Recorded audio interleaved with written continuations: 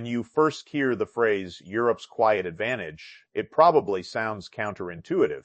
For years, the dominant narrative has been that Europe is slow, bureaucratic, overregulated, and falling behind. Headlines talk about stagnation, aging populations, energy crises, and political fragmentation. Meanwhile, the United States is portrayed as dynamic, innovative, decisive, and powerful, the land of disruption, speed, and bold moves.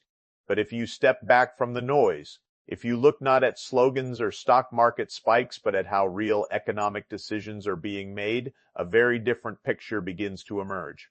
This story is not about Europe suddenly becoming stronger in a dramatic headline-grabbing way. There are no victory speeches here, no triumphal announcements, no viral moments. Europe's advantage is quieter than that. It shows up not in speeches, but in contracts, not in rallies, but in boardroom calculations, and not in the language of national pride, but in the language corporations understand best: predictability, stability, and risk management. Most people experience economic power through emotion, through confidence or anxiety, through pride or anger. But capital experiences the world differently. Capital is not loyal. It does not respond to rhetoric. It does not care about identity, ideology, or political theater. Capital cares about one thing above all else: whether the rules of the game will still be the same tomorrow as they are today.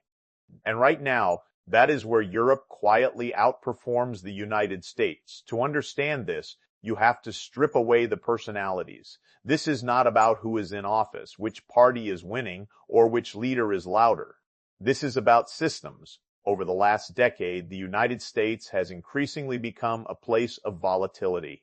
Policy swings sharply with elections. Trade rules change suddenly. Tariffs appear, disappear, and reappear. Regulatory signals are reversed. Court rulings overturn long-standing assumptions. From the perspective of voters, this may feel like democracy in action. From the perspective of capital, it feels like uncertainty. Europe, by contrast, moves slowly, painfully slowly, some would say. Decisions are debated, negotiated, delayed, and watered down. But once those decisions are made, they tend to stick. Industrial policy is not rewritten every election cycle. Labor protections do not evaporate overnight. Trade frameworks are not used as political weapons on a whim.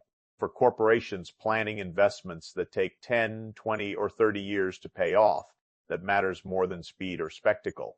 This is why so many global firms, quietly and without fanfare, have been increasing their long-term commitments to Europe, even as American political discourse grows more chaotic.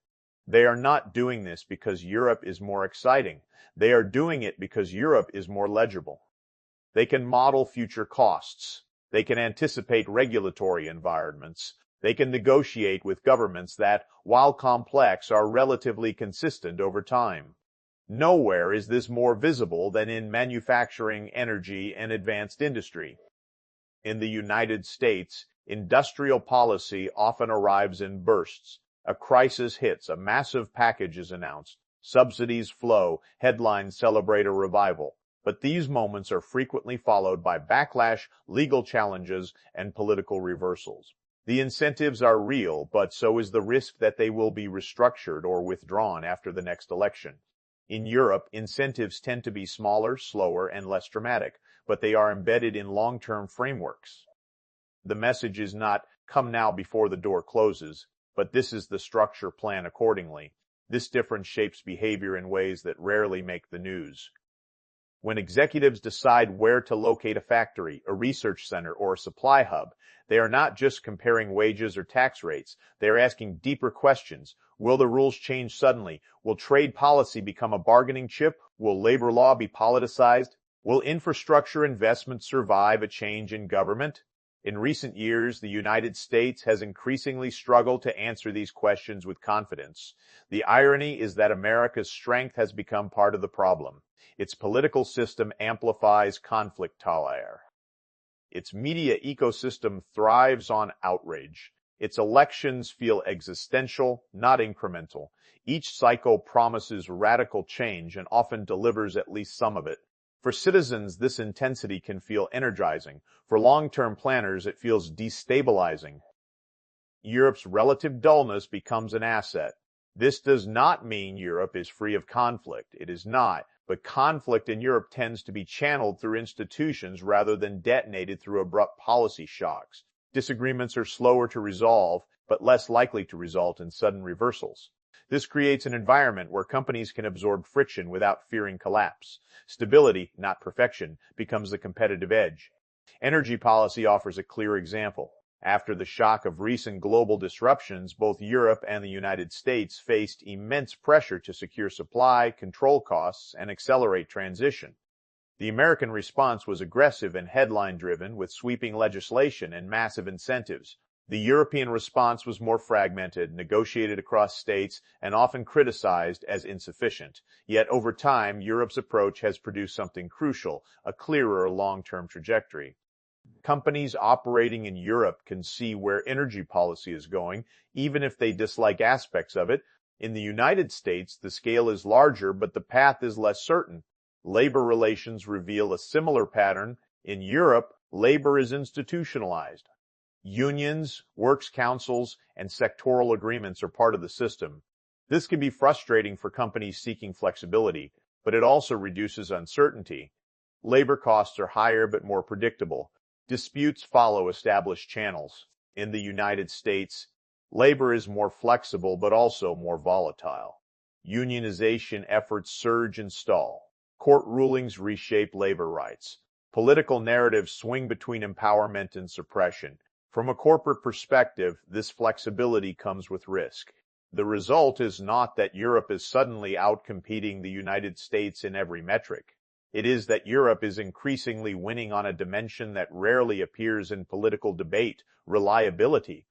While American leaders argue about reclaiming greatness, European systems quietly offer something more valuable to global capital: continuity.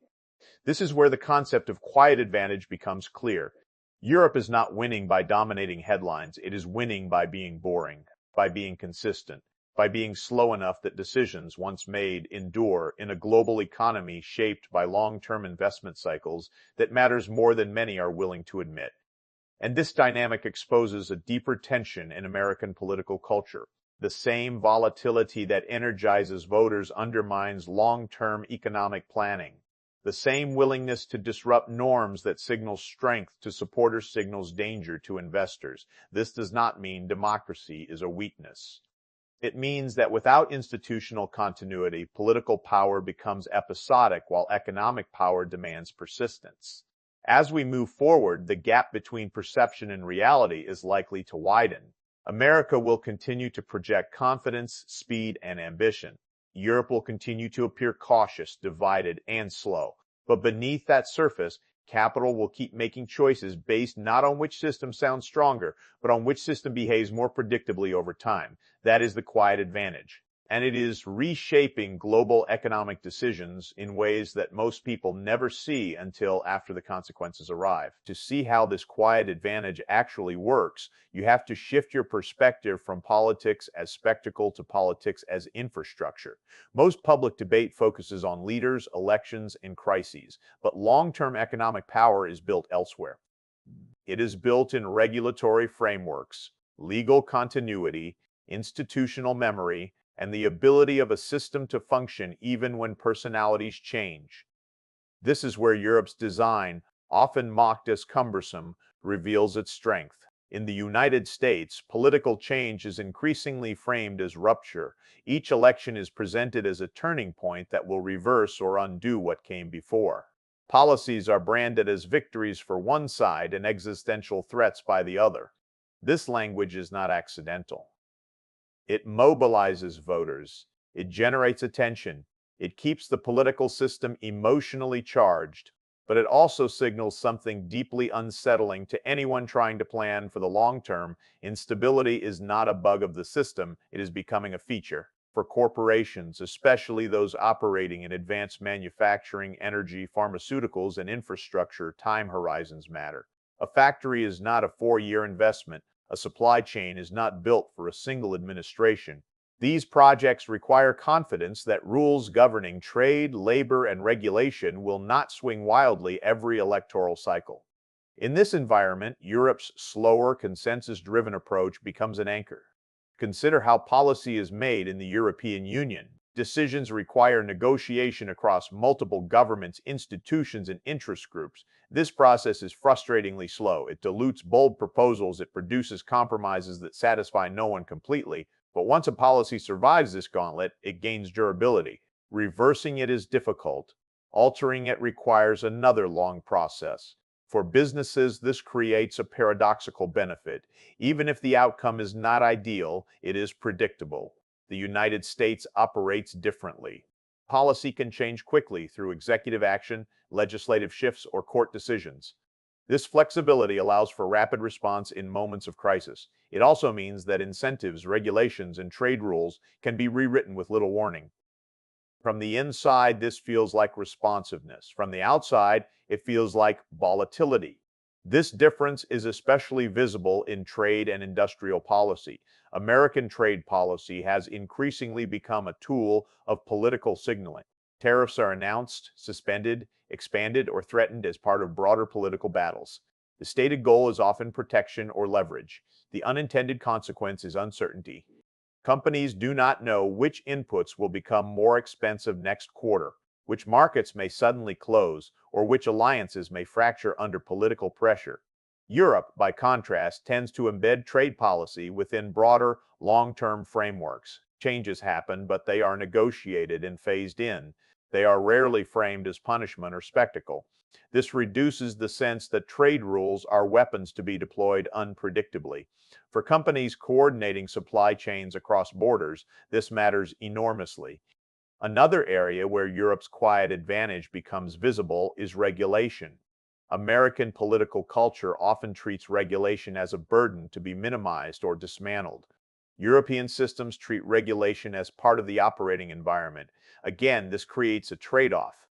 Europe's regulatory standards are often stricter and more complex, but they are also more stable.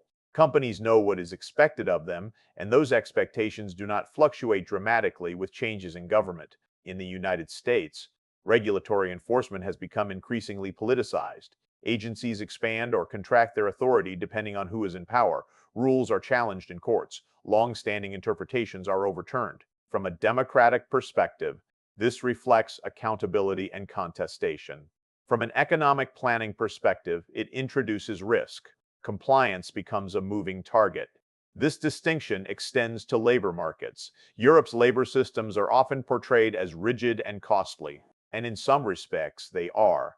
Hiring and firing is more constrained, worker protections are stronger, but these systems also reduce uncertainty. Labor costs are higher but predictable. Workforce planning is more stable. Social safety nets cushion transitions, reducing the social shock of economic change. In the United States, labor markets are more flexible but also more fragile. Companies can adjust quickly, but workers bear the brunt of volatility. This creates a workforce that is adaptable but also anxious. High turnover, uneven benefits, and weak safety nets amplify the social cost of economic shifts. For corporations, this flexibility can be attractive in the short term. Over time, however, it erodes trust, skills retention, and community stability. This is not a moral argument, it is a structural one. Europe's systems were designed, often deliberately, to trade some efficiency for resilience. American systems were designed to maximize efficiency, often at the expense of resilience. In a stable global environment, efficiency wins. In an uncertain one, resilience becomes valuable. Recent years have exposed this difference. Supply chain disruptions, energy shocks, geopolitical tensions, and rapid technological change have made predictability more valuable than raw speed. Companies are rethinking not just where they can operate most cheaply, but where they can operate most reliably. Europe's appeal lies in its ability to absorb shocks without constant reinvention. This is why Europe's advantage often goes unnoticed until after decisions are made. There are no dramatic announcements declaring Europe the winner. Instead, there are incremental shifts, a research facility here, a manufacturing expansion there, a long-term contract signed quietly. Individually, these decisions seem small. Collectively, they reshape economic geography. Meanwhile, American political discourse continues to focus on reclaiming dominance through forceful action. The language is assertive. The intentions are often sincere, but the structural conditions undermine these efforts. You cannot demand long-term investment while offering short-term policy certainty. You cannot promise stability while normalizing constant disruption. This creates a feedback loop. As capital becomes more cautious, political leaders become more aggressive in their rhetoric. As rhetoric escalates, uncertainty increases. As uncertainty increases, investment hesitates or relocates. The result is not decline in a dramatic sense, but erosion. Opportunities are missed quietly. Decisions are deferred or redirected without public explanation. Europe's systems, by contrast, dampen this feedback loop. Political conflict exists, but it is slower, more procedural, and less theatrical. This reduces the frequency of abrupt shifts. For capital, this is reassuring. For voters, it can feel frustrating, but the trade-off is real. None of this means Europe has solved the fundamental tensions of modern capitalism. It has not. Workers still face pressure, inequality still exists, corporations still seek advantage. But the way these tensions are managed differs. Europe leans toward institutional mediation. The United States leans toward political confrontation. The quiet advantage emerges from this difference. In a world where uncertainty is rising, systems that reduce volatility gain value, not because they are more exciting, but because they are more dependable. And this brings us to the deeper question most debates avoid. If Europe's approach is attracting long-term investment, what does that say about the direction of American political economy? Is volatility becoming self-defeating? And can a system built on constant disruption sustain the kind of stability that long-term prosperity requires? Those questions are uncomfortable because they challenge deeply held assumptions about strength, speed, and success, but they are unavoidable. And they point toward a reality that is reshaping global decisions quietly, steadily, and without waiting for permission. To understand where this trajectory leads, you have to look beyond individual corporate decisions and ask what kind of political economy each system is implicitly building. The contrast between Europe and the United States is no longer just about policy choices. It is about how each system defines responsibility, risk, and time.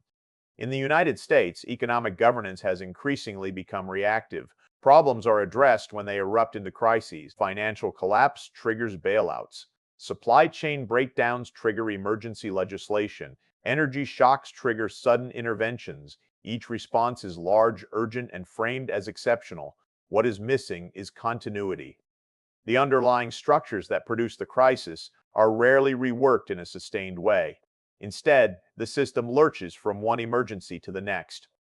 Europe operates differently, not more efficiently, but more incrementally. Problems are absorbed into existing frameworks. Adjustments are layered onto institutions rather than replacing them wholesale. This can feel unsatisfying to those demanding swift change, but it also means that Europe accumulates policy rather than discarding it. Over time, this produces a dense web of rules, norms, and expectations that shape behavior quietly but powerfully. This distinction matters because modern capitalism rewards those who can manage uncertainty, not eliminate it. No system can prevent shocks, but some systems are better at containing them. Europe's approach treats volatility as something to be buffered. The American approach increasingly treats volatility as something to be confronted head-on, often through dramatic political action. One dampens oscillations, the other amplifies them. Consider how each system handles corporate power. In the United States, there is a persistent tension between rhetorical hostility toward large corporations and practical dependence on them. Politicians criticize corporate greed, but policy frequently reinforces corporate flexibility.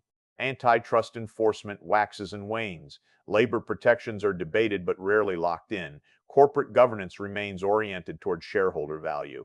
The result is a system where corporations enjoy wide latitude, but are also blamed when outcomes turn negative. Europe's relationship with corporate power is more constrained, though not necessarily more hostile. Companies operate within tighter regulatory and social expectations. Public support often comes with conditions. Worker representation is institutionalized. Environmental and social standards are embedded in law. This does not eliminate corporate influence, but it channels it. Firms adapt to the rules rather than expecting the rules to adapt to them. This difference shapes long-term behavior. In the United States, corporations are encouraged to remain mobile, flexible, and opportunistic. In Europe, they are encouraged to embed themselves within local and regional systems. Mobility is still possible, but it is costlier both financially and reputationally. Over time, this encourages investment strategies that favor continuity over rapid exit. The implications for workers are significant. In Europe, workers are not immune to displacement, but they are less exposed to sudden abandonment. Transitions are slower. Safety nets are stronger. Retraining is more institutionalized. This does not eliminate insecurity, but it reduces its intensity. In the United States, workers face sharper swings. Job creation can be rapid, but job loss can be sudden and devastating. The system prioritizes adjustment over protection. These choices reflect deeper values about what the economy is for. In the American model, the economy is often treated as a competitive arena, where efficiency and growth justify disruption. In the European model, the economy is more explicitly treated as a social system that must balance efficiency with cohesion. Neither approach is free of trade-offs, but in an era of sustained uncertainty, the balance matters. What makes Europe's advantage difficult to see is that it does not produce spectacular outcomes. Growth is slower, innovation is more incremental, success is measured in avoided disasters rather than dramatic wins. This is not a narrative that travels well in media ecosystems optimized for conflict and immediacy.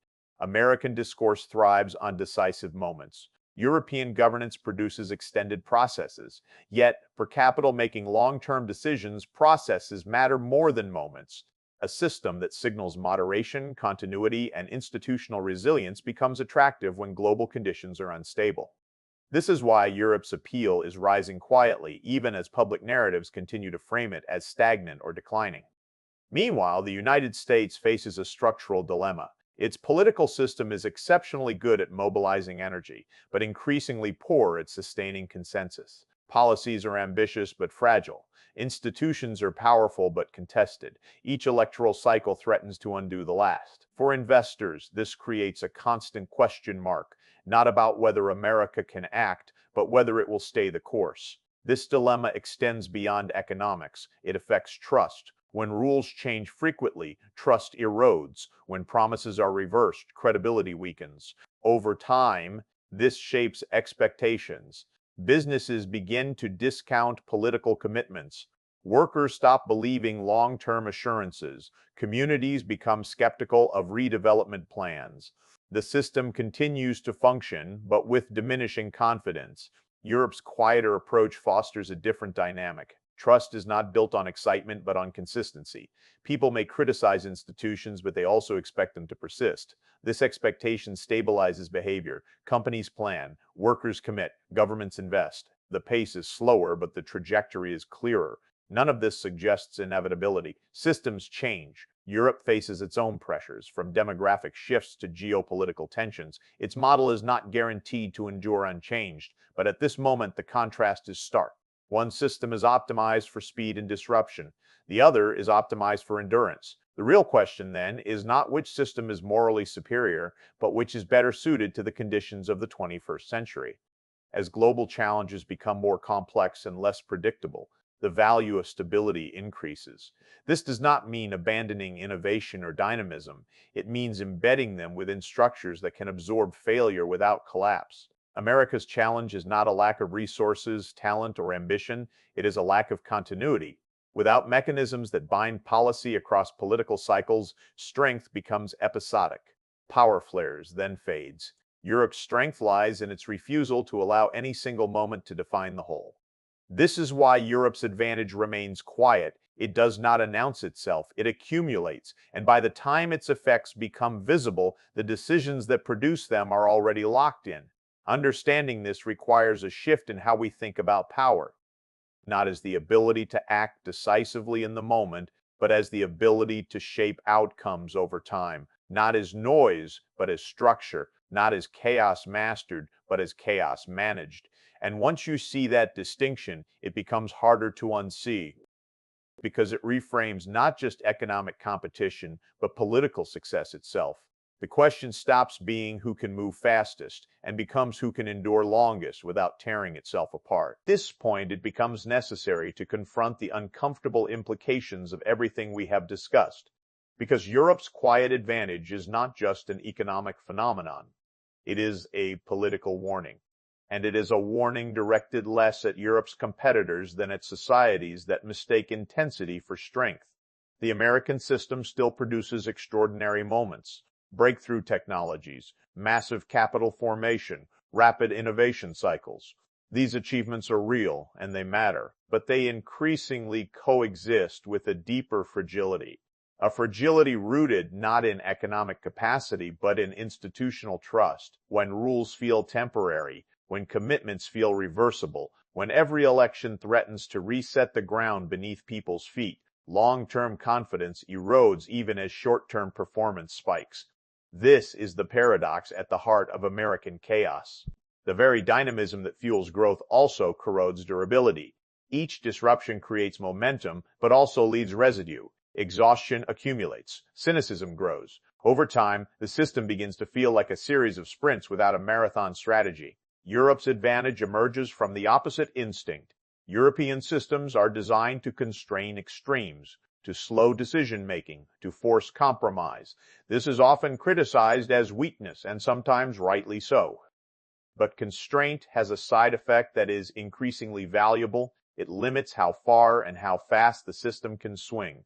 The result is not excitement, but endurance. This difference is most visible in how each system treats the future. In the United States, the future is frequently framed as something to be won or lost in the next cycle. Campaigns promise transformation. Policies are sold as turning points. This creates urgency, but it also compresses time. Long-term planning becomes politically difficult when every decision is framed as existential.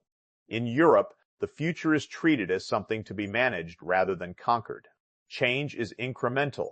Adjustments are layered. Expectations are moderated. This frustrates those who want bold action, but it also preserves continuity.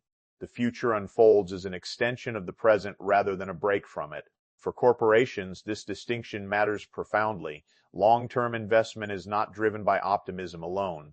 It is driven by confidence that today's assumptions will still hold tomorrow. Europe offers fewer promises, but more follow-through. The United States offers grand visions, but less assurance that they will survive political turnover. This has consequences for how economic risk is distributed.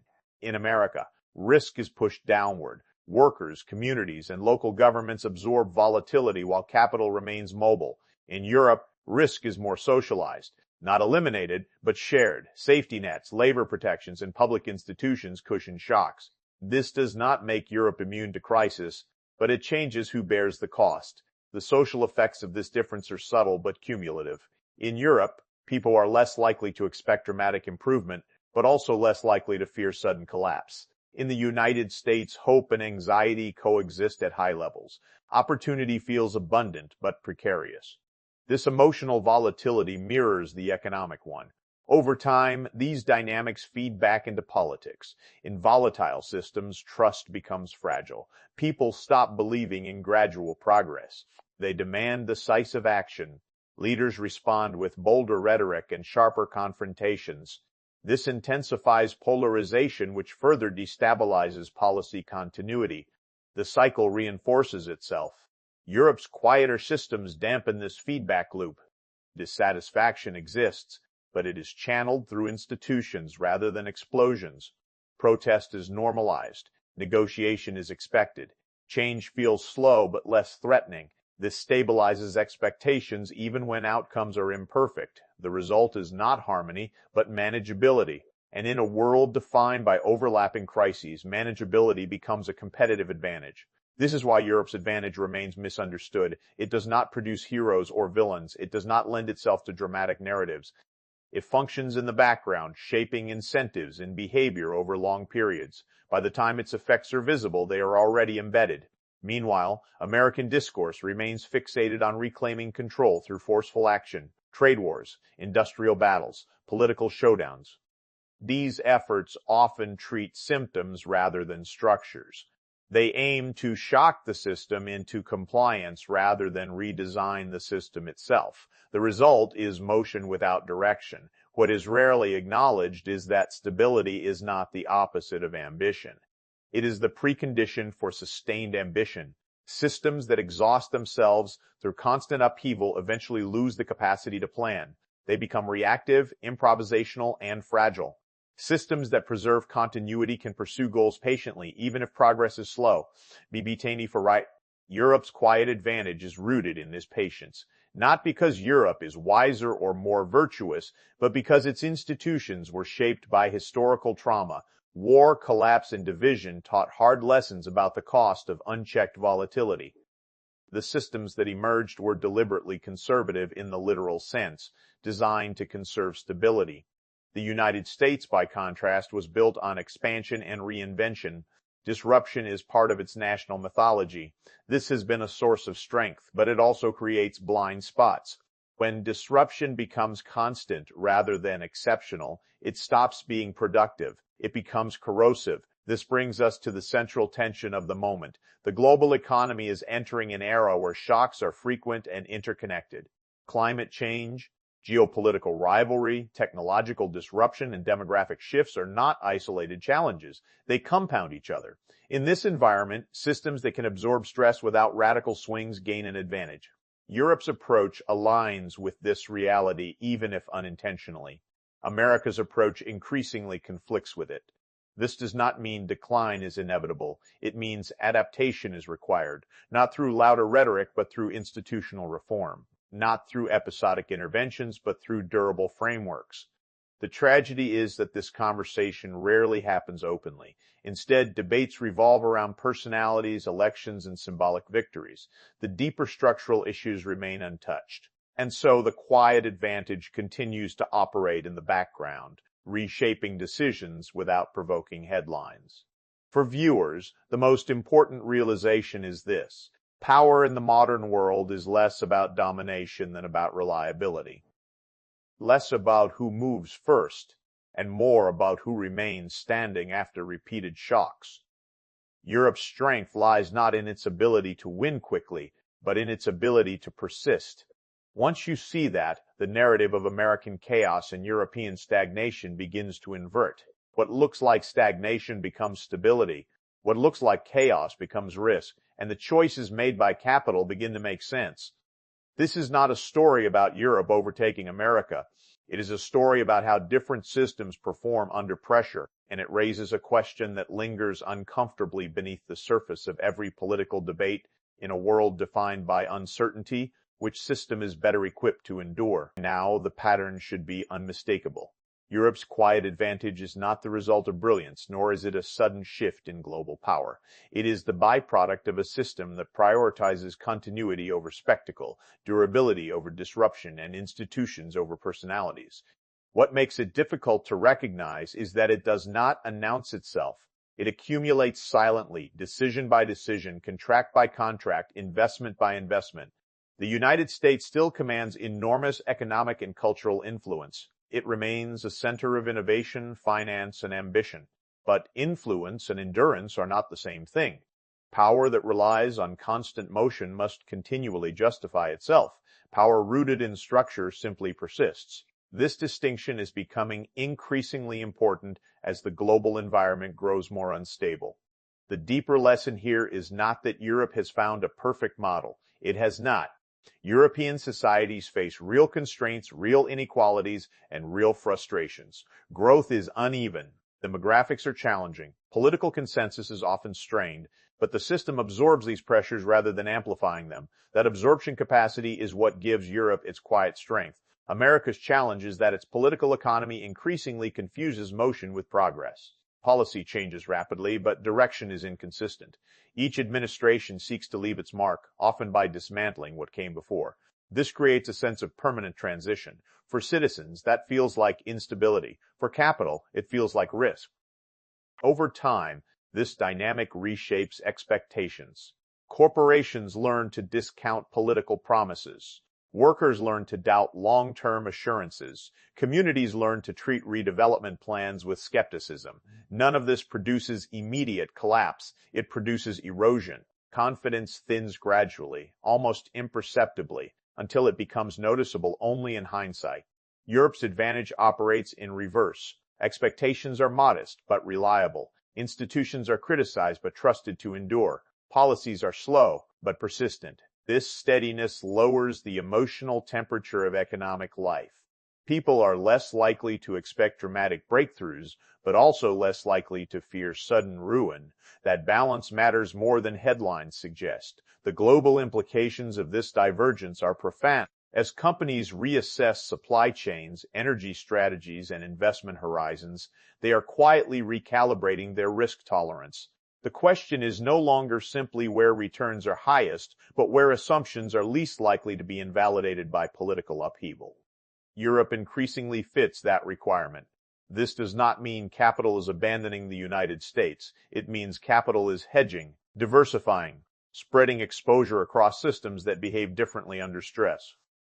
Europe's role in this strategy is growing precisely because it offers something the American system currently struggles to provide: predictability without paralysis. The tragedy is that this lesson is often misunderstood. European stability is dismissed as complacency. American volatility is celebrated as dynamism.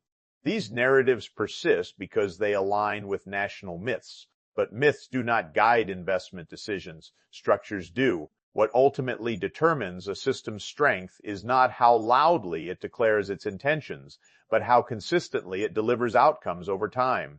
Europe's institutions, for all their flaws, deliver consistency. America's institutions deliver intensity. In a calmer world, intensity wins. In a turbulent one, consistency becomes invaluable. This is why the debate framed as Europe versus America misses the point. The real issue is how societies organize power, risk, and responsibility. Europe distributes risk more broadly. The United States concentrates it, often pushing it downward. Europe constrains corporate behavior through institutional frameworks. The United States relies more heavily on market discipline and political cycles. These are choices, not inevitabilities. Understanding Europe's quiet advantage forces a reassessment of what success looks like in the modern era. Success may no longer be defined by rapid growth or constant reinvention. It may be defined by the ability to maintain social cohesion, institutional trust, and economic continuity amid constant external shocks. This realization is uncomfortable, especially for systems built on disruption. It challenges the belief that speed and force are always virtues. It suggests that restraint, often mocked as weakness, can be a form of strength. And it raises difficult questions about whether current political incentives align with long-term prosperity.